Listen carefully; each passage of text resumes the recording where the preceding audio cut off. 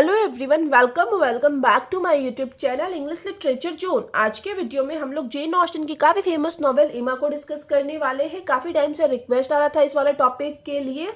Mainly जो है इस वाले नोट्स में हम इस नॉवेल का समरी डिस्कस कर रखे हैं। तो स्टार्ट करते हैं। सबसे पहले इंट्रोडक्शन वाले सेक्शन से। इंट्रोडक्शन में है, इमा is one of Jane Austen most famous novels. इमा जो है जेन ऑस्टिन के सबसे प्रसिद्ध नॉवेल में से एक है। It is about a young intelligent confident girl who believe she is good at match making. ये जो नॉवेल है या फिर ये जो कहानी है ना, एक युवा बुद्धिमान कॉन्फिडेंट गर्ल की कहानी है जिसको कि ऐसा यकीन रहता है कि वो ना मैच मेकिंग में, इट मीन्स जोड़ियाँ बनाने में काफ़ी परफेक्ट है। Whole novel moves around the life of Emma Woodhouse. कि ये पूरी नॉवेल जो है ना इमा वुडहाउस के लाइफ के इर्द गिर्द घूमती है, जो कि the protagonist of the novel, इस नॉवेल की प्रोटैगनिस्ट भी है। It is set in the fictional town of Highbury England in the early 19th century. इस नॉवेल की जो सेटिंग रखी गई है, एक काल्पनिक शहर, इंग्लैंड के एक काल्पनिक शहर जिसका कि नाम हाइब्री बताया गया है, उसमें रखी गई है। और 19th सेंचुरी के स्टार्टिंग वाले टाइम का मतलब कहीं ना कहीं पीरियड दिखाया गया है इस नॉवेल में। The novel was first published in December 1815। इस नॉवेल को जो पहली बार पब्लिश करवाया गया था दिसंबर 1815 में करवाया गया था। बाद में फिर 1816 में भी इस नॉवेल को दोबारा पब्लिश करवाया गया है। अब आगे है अबाउट जेन ऑस्टिन। हम लोग जेन ऑस्टिन के बारे में थोड़ा बहुत पढ़ लेते हैं। इनका जो बर्थ हुआ था, जन्म हुआ था 1775 में हुआ था और 1817 में इनकी डेथ हुई थी। Jane Austen is one of the most recognisable women novelist of English literature. मतलब अंग्रेजी साहित्य में जितनी भी महिलाएं लेखक हुई है या फिर नॉवलिस्ट हुई है ना, उनमें सबसे ज्यादा मतलब जिनको पहचान मिला है ना, उनमें से एक है Jane Austen. She was known primarily for her 6 novel. और मेनली जो है जेन ऑस्टिन अपने 6 नॉवल के लिए जानी जाती है, जिसमें की है sense and sensibility, pride and prejudice, Mansfield park, इमा, नॉर्थ एंगर और पर्सुएशन। ठीक है, अब आगे हम लोग इसके कुछ इंपॉर्टेंट कैरेक्टर के बारे में पढ़ लेते हैं ताकि हम लोग को स्टोरी जो है अच्छे से समझ आए। तो यहाँ पे हम कुछ इंपॉर्टेंट कैरेक्टर डिस्कस कर रखे हैं इस नॉवेल से रिलेटेड। सबसे पहले है इमा Woodhouse, A smart but sometimes spoiled young women who thinks she understand everyone. जो प्रोटैगनिस्ट है इस नॉवेल की, इमा वुडहाउस, वो एक स्मार्ट और कहीं ना कहीं स्पॉइल्ड, इट मीन्स बिगड़ी हुई युवा वुमेन है और उसको ऐसा लगता है कि जैसे वो सबको समझती है। दूसरे कैरेक्टर है mister Knightley, Emma's wise honest and much older friend. Emma की काफ़ी बुद्धिमान, ईमानदार और काफ़ी पुराने दोस्त हैं। He often advice and correct her. और ये प्राय जो है इमा को एडवाइस देते हैं, सलाह देते हैं और उसको सही करते हैं जब भी इमा कुछ गलत करने वाली रहती है। फिर है Harriet Smith, A sweet innocent girl who इमा डिसाइड टू इम्प्रूव। मतलब एक प्यारी सी निर्दोष लड़की रहती है हैरियट स्मिथ, जिसको कि इमा ना इम्प्रूव, इट मीन्स हम लोग बोल सकते हैं जिसका अच्छा करने की कोशिश करती है, जिसके लिए कुछ अच्छा करना चाहती है। फिर है Frank Churchill, A charming young man with many secrets. एक अच्छा मतलब स्मार्ट सा युवा आदमी है जो कि बहुत सारे सीक्रेट्स रखता है, इट मीन्स बहुत सारी चीज़ों को छुपाता है दूसरों से। फिर है जेन फेयरफैक्स, एक क्वाइट एकम्प्लिस्ड वुमेन, एक मतलब शांत सी एकम्प्लिस्ड, इट मीन्स हो जाता है काफ़ी होशियार औरत है। वो बिकम्स इमा साइलेंट राइवल, जो कि इमा की कहीं ना कहीं मतलब एक प्रतिद्वंदी बन जाती है। फिर नेक्स्ट सबसे आखिरी कैरेक्टर जो हम बताए हुए हैं मिस्टर इल्टन है, ए लोकल वाइको, एक मतलब लोकल पादरी रहते हैं, हुम इमा मिस जजेस कम्प्लीटली, जिसको कि इमा है ना पूरी तरह से मिस जज कर लेती है, मीन्स गलत समझ लेती है। तो यहाँ पे हम लोग का कैरेक्टर वाला सेक्शन खत्म हो गया। आगे जो है हम इस नॉवेल का समरी या एनालिसिस डिस्कस कर रखे हैं और लगभग 4 पेज में ये एनालिसिस है। Before Austen began the novel she wrote, मतलब इस नॉवेल को स्टार्ट करने से पहले जेन ऑस्टिन लिखती है, I am going to take a heroine whom no one but myself will much like. मतलब वो बताती है कि वो इस नॉवेल में ऐसी हीरोइन के बारे में लिखने वाली है जो कि कहीं ना कहीं बहुत ज़्यादा उनके तरह ही है, मतलब अपने बारे में ही वो लिख रही है इस नॉवेल में। Emma lives with her loving but nervous father. Emma जो है अपने घर में अपने प्यारे से नर्वस, इट मीन्स हो जाता है परेशान, पिता के साथ रहती है। After successfully arranging one marriage she proudly believes she is talented at making matches. मतलब जब सफलतापूर्वक इमा एक शादी अरेंज करवा देती है ना, तो उसको लगने लगता है इमा को कि वो ना मेकिंग मैच मतलब जोड़ियां बनाने में काफ़ी परफेक्ट है, काफ़ी अच्छी है।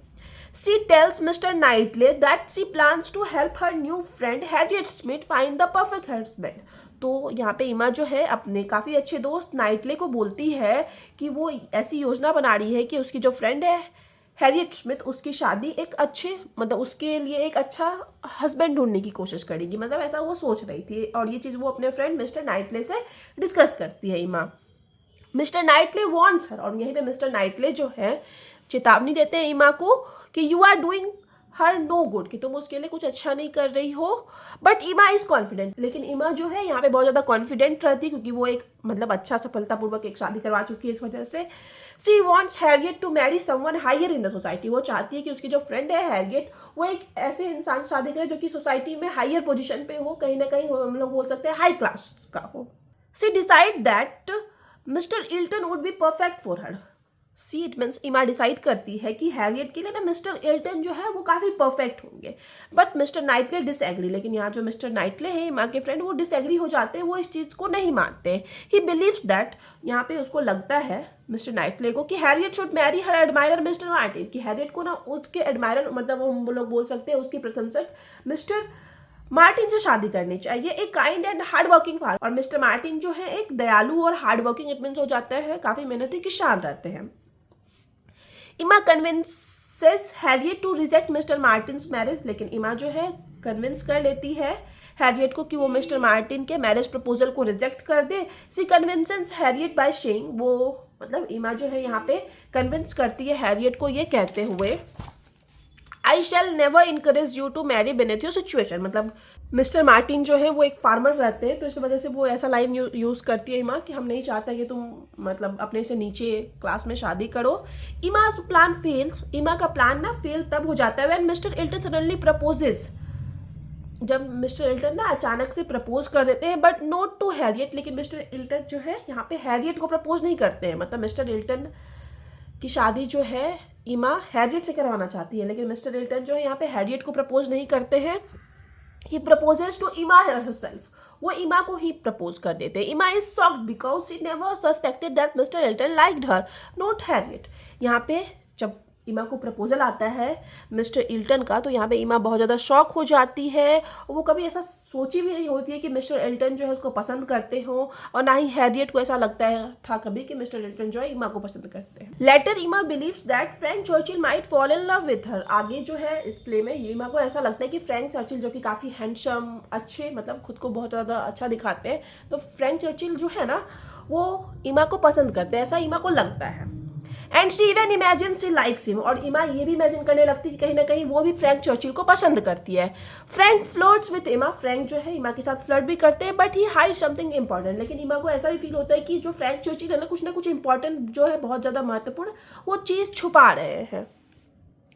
मीनवाइल इमा become jealous of Jain Fairfax, और वहीं दूसरी तरफ इमा जो है जैन फेयरफैक्स नाम की लेडी से काफ़ी ज़्यादा जलती है, जो कि एक हाईली टैलेंटेड यंग वुमेन है, काफ़ी ज़्यादा टैलेंटेड यंग वुमेन है। इस वजह से इमा जो है जैन फेयरफैक्स से जलती है। इमा कंटिन्यूज टू मिसअंडरस्टैंड पीपल, इमा जो है कंटिन्यू लगातार लोगों को गलत समझती रहती है। सी पब्लिकली इंसल्ट मिस बेट्स, इमा जो है बहुत सारे लोगों के सामने पब्लिकली मिस बेट्स का इंसल्ट कर देती है। A poor but harmless women, एक गरीब लेकिन हार्मलेस बोल सकते निर्दोष औरत रहती है। Mister Knightley observe her mistake closely, और मिस्टर नाइटले जो कि इमा के फ्रेंड है काफ़ी अच्छे, वो इमा के इस मिस्टेक को काफ़ी ध्यानपूर्वक ऑब्जर्व करते हैं, निरीक्षण करते हैं। स्कॉल्ड्स हर व्हेन शी मिसबिहेव्स, और उसको डांटते भी है कि तुम बहुत बुरा बिहेव कियो मिस बैट्स के साथ। इट वॉज बैडली डन इमा, तो यहाँ पे जो है मिस्टर नाइटले ऐसा स्टेटमेंट यूज़ करते हैं जब उनको लगता है कि इमा जो है मिस बेट्स के साथ काफ़ी बुरा बिहेव की है। फॉर द फर्स्ट टाइम इमा फील्स अजेम्ड ऑफ हर बिहेवियर, और पहली बार यहाँ इमा को लगता है कि हाँ वो अपने बिहेवियर के लिए शर्मिंदा रहती है, और उसको बुरा लगता है कि हाँ वो गलत की है मिस बेट्स के साथ। सडनली तभी अचानक से Frank Churchill secret is reveal, कि फ्रैंक चर्चिल जो कि युवा है, जवान था और सुंदर भी था, स्मार्ट भी था काफ़ी, उसका सीक्रेट सबके सामने आता है। He was secretly engage to Jane Fairfax the whole time, कि वो ना चुपके से जेन फेयरफैक्स के साथ इंगेज रहता है। ही इज फ्लर्टिंग विथ इमा, और वो जो फ्लर्ट कर रहा था इमा के साथ was only a cover to hide the truth, और वो इसलिए कर रहा था ताकि उसकी जो सच्चाई है इंगेजमेंट वाली वो सामने ना आए। दिस शॉक्स एवरीवन, और ये चीज़ ना सबको शॉक कर देती है, स्पेशली इमा, और विशेष रूप से इमा को। But Emma is relieve because she did not truly have feeling for her, लेकिन इमा को कहीं ना कहीं यहाँ पे रिलाइव भी फील होता है, क्योंकि यहाँ पे उसको लगता है कि उसके अंदर ना ट्रूली इट मीन्स एक सच्चा प्यार वाली भावना नहीं आई थी फ्रैंक चर्चिल के लिए। After Franks engagement is revealed, अब जब फ्रैंक के एंगेजमेंट का सच्चाई सबके सामने आया है उसके बाद हैरियट कन्फाइड्स इन इमा that she loves another man. Harriet जो है इमा की फ्रेंड, जिसका कि इमा स्टार्टिंग से ही शादी करवाना चाह रही है, वो बोलती है कि वो किसी और आदमी को प्यार करती है। Emma is shocked to discover Harriet is in love with mister Knightley, Emma Emma को ना बहुत ज़्यादा शौक लग जाता है ये जान के कि जो है ना हैरियट जो है मिस्टर नाइटली को पसंद करती है, जो कि ईमा का काफ़ी अच्छा फ्रेंड है, बार बार उसको एडवाइस देते रहता है। दिस सेक्स ईमा इमोशनली, और ये चीज़ ईमा को ना इमोशनली इतने भावनात्मक रूप से हिला के रख देती है। फॉर द फर्स्ट टाइम, और पहली बार, सी रियलाइजेज दैट, ईमा को ऐसा एहसास होता है कि she is in love with mister Knightley herself. उसको लगता है कि वो मिस्टर नाइटली से खुद भी प्यार करती है, और वहीं दूसरी तरफ हैरियट भी बोल रही है कि हमको भी शादी करना है, प्यार हो गया है मिस्टर नाइटली से। तो ये सब चीज़ ना ईमा को बहुत ज़्यादा डिस्टर्ब करता है उस समय। सी वरीज अब दैट, यहाँ पे ईमा को चिंता होती है कि mister Knightley might love Harriet, she fears losing him. उसको लग रहा है कि हो सकता है मिस्टर नाइटली भी हैरियट को प्यार करते हो, पसंद करते हो। तो यहाँ पे ईमा डरने लगती है अपने अच्छे फ्रेंड मिस्टर नाइटली को खोने से। तो ईमा को सरप्राइज करने के लिए mister Knightley comes to talk to her. Mister Knightley आते हैं उससे बात करने के लिए। He gently expresses his love for her. Mister Knightley यहाँ पे अपना फीलिंग जो है, अपना प्यार जो है एक्सप्रेस करते हैं, अभिव्यक्त करते हैं ईमा के सामने। वो कहते हैं mister Knightley, if I loved you less I might be able to talk about it more. ठीक है, ईमा इज ओवरजॉयड। अब ये स्टेटमेंट सुन के कि मिस्टर नाइटली जो है प्रपोज कर रहे हैं ईमा को, ईमा बहुत खुश होती है। She decide to handle the situation very gently. यहाँ पे ईमा डिसाइड करती है कि वो काफ़ी अच्छे से सारी सिचुएशन को हैंडल करेगी, क्योंकि कहीं ना कहीं हैरियट भी जो है मिस्टर नाइटली को पसंद कर रही है। Instead of being heart broken, Harriet unexpectedly meets mister Martin again. अब हार्ट ब्रोकन फील करने के बजाय, क्योंकि यहाँ पे हैरियट के साथ गलत हुआ था, हैरियट उसको पसंद कर रही थी, वो ईमा को प्रपोज कर दिए हैं, तो हार्ट ब्रोकन फील करने के बजाय हैरियट जो है ना मिस्टर मार्टिन से मिलती है। Harriet expect mister Martin new proposal, और हैरियट जो है मिस्टर मार्टिन के नए प्रपोजल को एक्सपेक्ट कर लेती है, स्वीकार लेती है। यहाँ पे हम स्टार्टिंग में ही बताए थे ना कि मिस्टर मार्टिन जो है मतलब एडमायरर हैं, हैरियट के पसंद करते हैं हैरियट को। इस वजह से नाइटली चाहता भी था कि हैरियट की शादी जो है मिस्टर मार्टिन से हो, लेकिन ईमा जो है मिस्टर रिल्टन से शादी करवाना चाहती थी हैरियट के। तो यहाँ पे ठीक हो गया सब कुछ कि हैरियट को फिर से मिस्टर मार्टिन प्रपोज किए, और यहाँ पे हैरियट जो है स्वीकार कर देती है उनका proposal. Emma feels relieved and genuinely happy for her. यहाँ पे ईमा को सुकून सा फील होता है, लगता है कि चलो अब सब सही हो गया, और वो हैरियट के लिए काफ़ी ज़्यादा खुश भी होती है कि चलो हैरियट को जो बहुत ज़्यादा प्यार करता है वो उसको मिल गया।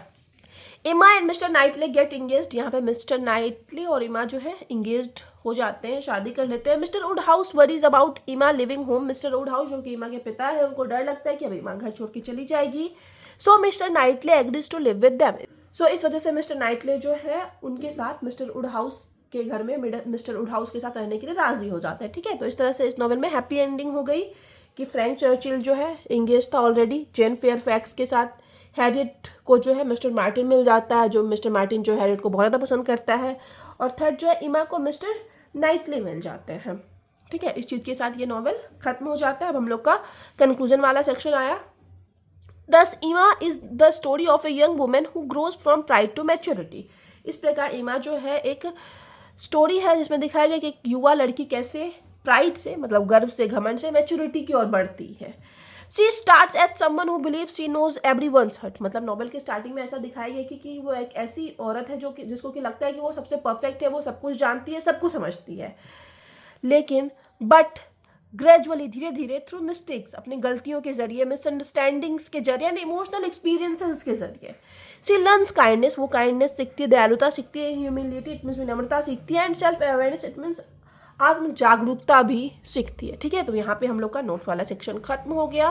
वीडियो अगर आपको अच्छा लगा, आपके लिए हेल्पफुल है, तो आप लोग वीडियो को लाइक करना, चैनल को सब्सक्राइब करना और कमेंट करके बताना आपको कैसा लगा। मिलते हैं नेक्स्ट वीडियो में नेक्स्ट टॉपिक के साथ।